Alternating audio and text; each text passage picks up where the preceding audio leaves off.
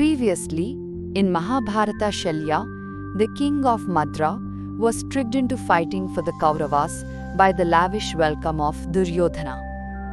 He has come to inform Yudhishthira of his unhappy vow and allegiance.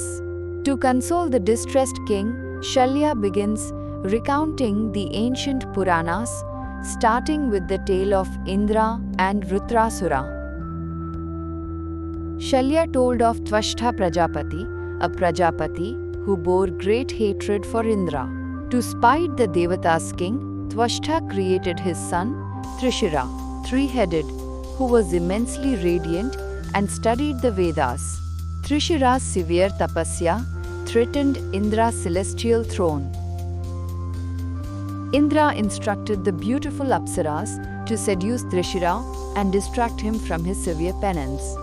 They attempted to allure him with dances and displays of beauty, but the three-headed rishi remained completely unaffected, his focus rigid and unwavering.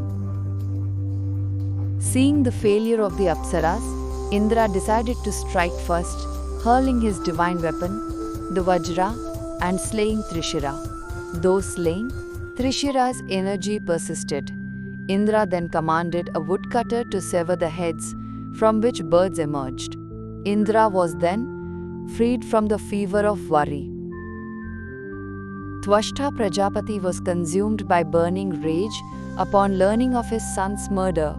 He vowed to create a power that would annihilate Indra, creating the gigantic and terrifying Vritrasura, instructing him to grow immensely and kill the king of Devatas. Vritrasura confronted Indra, his power fueled by Tvashtha's devotion. He grasped Indra and swallowed him whole. The terrified Devatas and Rishis created a yawn to destroy the Asura, and Indra was able to emerge, commencing a fierce, prolonged battle. The Devatas feared Vritrasura's strength, which was pervading the universe and threatening all three worlds. Along with the Rishis, they gathered on Mount Mandara and approached Vishnu, acknowledging his supreme power, requesting his assistance. Vishnu advised Indra to approach Vritrasura with conciliatory words, accompanied by the wise Rishis. Vishnu promised, "I will invisibly enter Indra's weapon, the Vajra, to aid in your effort to defeat the mighty Asura." The Rishis approached Vritrasura for peace, emphasizing the benefits of righteousness and friendship. He agreed to the pact but stipulated a great boon. He would be invincible to dry, wet, stone, wood, weapons, the Vajra, and during day or night. Indra harbored resentment and sought a loophole.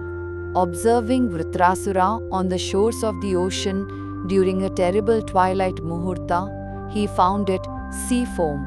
The foam was neither wet nor dry and not a weapon. With the Vajra, he flung the foam and Vishnu entered it, destroying Vritrasura. Though the Devatas rejoiced, Indra was overcome by guilt for having killed a Brahmana. He lost all wisdom and fled to the extremities of the world, writhing in distress. The earth suffered, rivers dried up, and great calamities followed the kingless heavens. Coming next, terrified by the chaos, the Devatas and Rishis lamented the lack of a king. They had to seek a new ruler to restore order. Nahusha, ancestor of the Pandavas, was chosen to become the interim Indra.